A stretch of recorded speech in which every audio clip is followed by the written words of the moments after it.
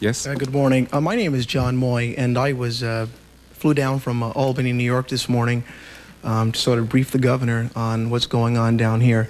First of all, I was a bit disturbed. I've been to a number of these caucus sessions, and I've walked away a bit frustrated at the lack of substance, but I wanted to commend Congressman Epstein for a very enlightened program. The governor's been very instrumental in terms of putting forward economic developments, enterprise zones, but I think we're missing the point of Mr. Kurland, if I'm correct. I was hoping that he could expound upon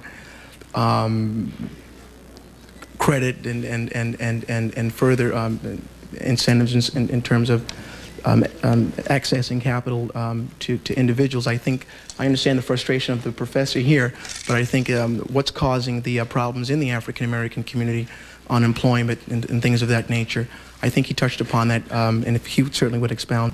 Money and credit are social goods. They're created. They're instruments that were created by society. They can be used to help people become productive and become owners and get some power, or they can be used to concentrate power. The Federal Reserve was created as a way to create money that was supposed to go into private sector growth. And the way it's going now, that is Section 13 of the Federal Reserve Act, was designed to make sure that local banks would have the means by which they could create funds even if there wasn't enough savings in the system. It was beyond the old ideas of savings. It said if you have the people, you have the technology, you have the markets, don't stop because there isn't money. It's like saying that you can't build a house without a yardstick. You create the yardstick, and the same thing is money. Today, money is being used to make the rich richer. It can be made to make the poor richer.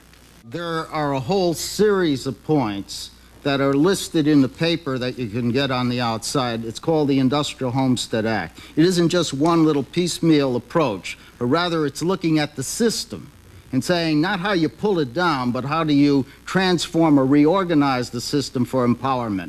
And so I'll give you some examples. The most important is restructure the money system so that money can flow for productive activities. The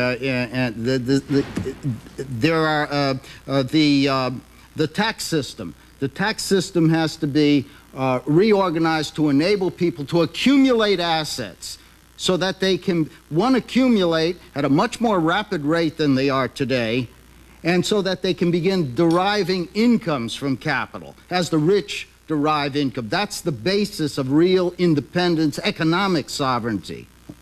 If you want specifics on it, I would say you can balance the budget. How do you balance the budget? You exempt the incomes of the very poor.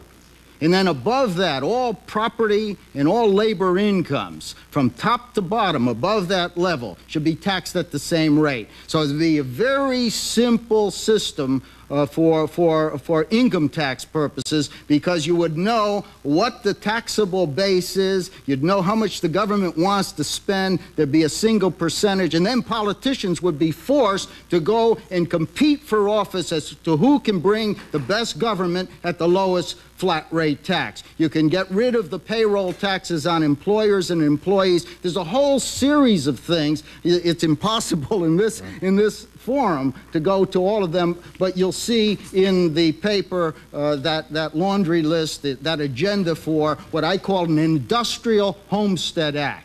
To do for America in the future what Lincoln did under the Homestead Act in terms of making sure that people could get into the land frontier. We have to get into the bigger frontier, and that's the corporate and technological frontier. Thank you. And that's what the Industrial Homestead Act is designed to achieve. Thank you very much. We're going to wrap this up now, and I think we should wrap it up on a note of sort of being, again, unapologetic for the level of discussion. In fact, I think we should be rather proud of the amount of information and brainpower that we've displayed here this morning, and the commitment to continuing the progress of Black America as we go into the next century.